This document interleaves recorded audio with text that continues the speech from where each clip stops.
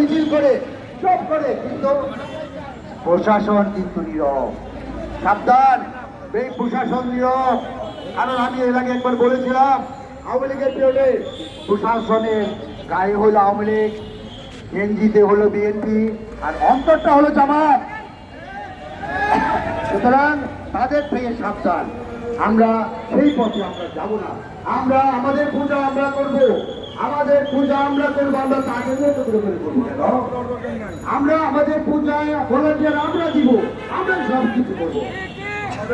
আপনি যদি ঈদগাহে নামাজ পাহাড়া ছাড়া করতে পারেন, আপনি যদি ওই ঈদগাহে নামাজ পড়তে পারেন, আপনি সব করতে পারেন, কিন্তু আমরা কেন করতে পারবো না পাহাড়া ছাড়া? কেন আমাদের পাহারা লাগে? ওই অমুক দলের ছাত্র অমুক দলের ছাত্রী কেন লাগবে? এগুলো কেন দরকার? চাই না এগুলো। আমরা আমরা আমাদের মতো করে পূজা করবো। আরেকটা পূজার সম্বন্ধে একটা কথা বলি। আমরা পূজা করি লগ্ন মানে সময় দিয়ে। যেমন মনে করি দুর্গা পূজা যখন করি আমরা সত্যি পূজাটা করি। সত্যি পূজাটা কি? অষ্টমী এবং নবমী সংযোগ লগ্নে আমরা পূজা করি।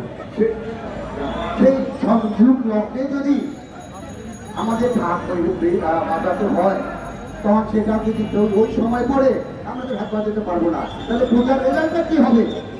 তো তোমাদেরকে ধন্যবাদ জানাই, তোমরা সবাই এক হয়েছে এবং এভাবে চালিয়ে যাও। আমি আবারও বলি, তোমাদের যে কেন দুটি দল করতে না পারে, কারণ অনেক চেষ্টা হচ্ছে, করবে, কিন্তু তোমরা এক থাকবা, এক হয়ে সংগ্রাম করবা।